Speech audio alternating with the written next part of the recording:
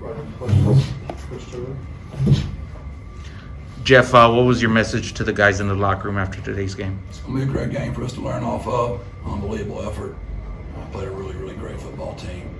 And went toe-to-toe with them as long as we could. And eventually we wore down and we just didn't have anything left. Jeff, how do you describe your mentality coming into the game to go for the surprise onside kick and some of the trick plays we saw?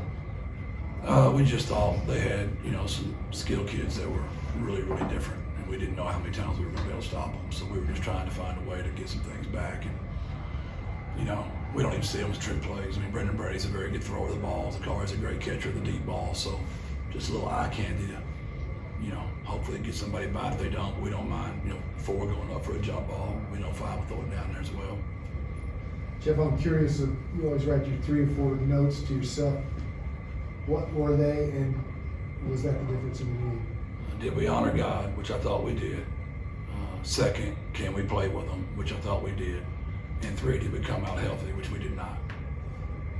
Jeff, what was the most frustrating part of today's game? Is it the health?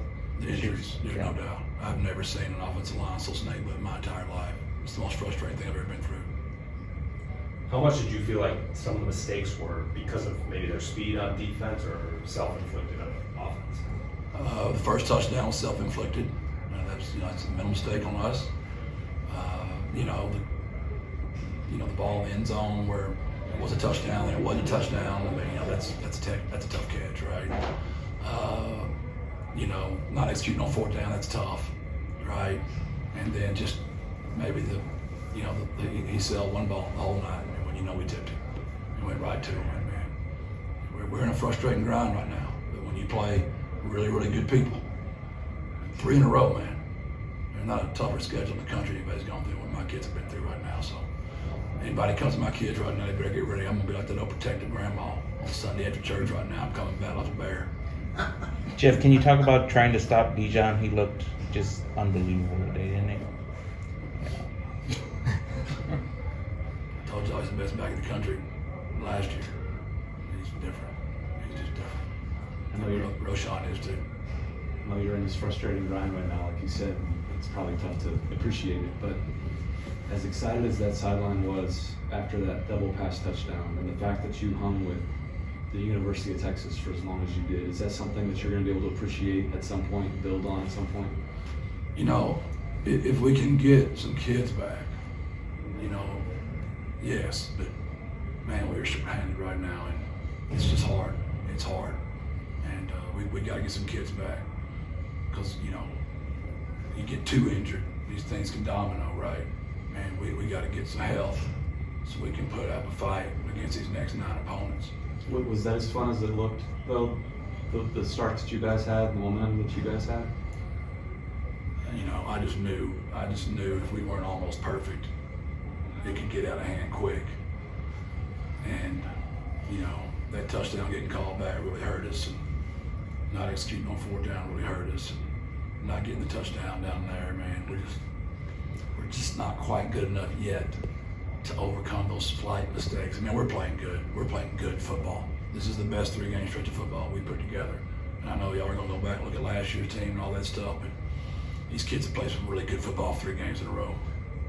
That's not depth, Coach. What does it tell you when you're missing so many guys in the offensive line and you're still managing to tie at the half?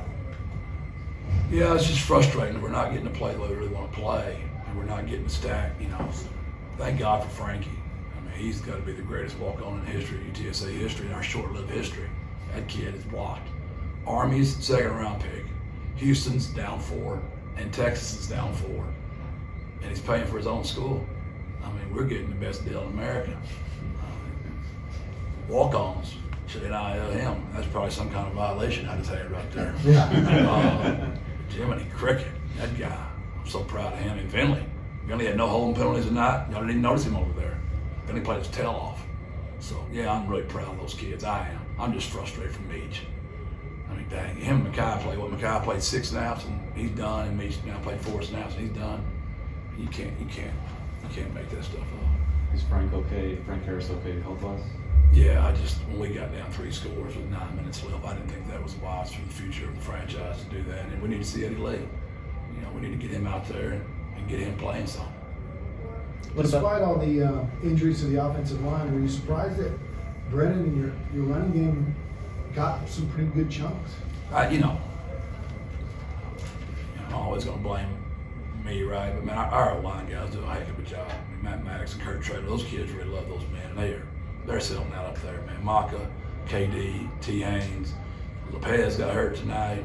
I mean, I'm really proud of that group and how hard Brendan ran. And, we played without Trey Smith. He got injured in the Army game, and Kavoy went out there and ran well. And we're getting a lot of people out there right now. Defensively, our nickels got hit like. It was Day, then it was Danye, then it was Pig. We had 3 go down. So we have got that bug going right now where it's in the same spot. With Brendan and Day, do those seem like they could be long-term injuries, or what do you know about that at this point? Who's the first one you said? Brendan Brady? No, Brendan's fine. No, he's fine. Day, we'll see. Upper body injury, and we'll just have to see. For him to not play the rest of the game, in my opinion, it must have been pretty bad for that kid to come out. Jeff, you said you were worried about getting away from you, but you get him off the field, down 24-20, get the ball. That's when pick 6 happens. Did you feel it then? The whole game flipped? Well, you don't, when you're a coach, you can't be on TV talking about that one play, right? Because I'm telling you, when you go back and watch the video like we have to, and I understand it from y'all's point of view, and to summarize a game, yeah, that was a huge play. There's no doubt. But there's so many other ones, right? How many times have you seen our kids come back from 11 before? I mean, we went right back down there, and we didn't get it in. And who knows? We might have had one more onside kick going. So. Well, you mentioned the 4th down a couple different times. You find it ironic that this stadium is named after the guy who said, when you throw the football, only 3 things can happen, 2 out of 3 are bad. Yeah. That's held up real good right now in football. Jeff, I know it's hard to kind of put this in perspective right now, but there were thousands of Roadrunner fans in Austin today, and that moment when you guys were tied, pretty proud moment for a lot of the people in the program. What does that say about the direction of this program? I've got to be careful because I don't want to be Mr. Moral Victory, because I really believe my kids come in here and win. And I just think the moment we don't all believe that in this room, we have no chance. We're never going to get this thing we want to be if we really believe we're second fiddle. And I just don't see it that way. I think the city of San Antonio is an amazing city, and it's time for us to bow up and play real football. And the only way we're going to do that, we got to have some freaking big time gifts from some big time people, and we got the people in our city to do it.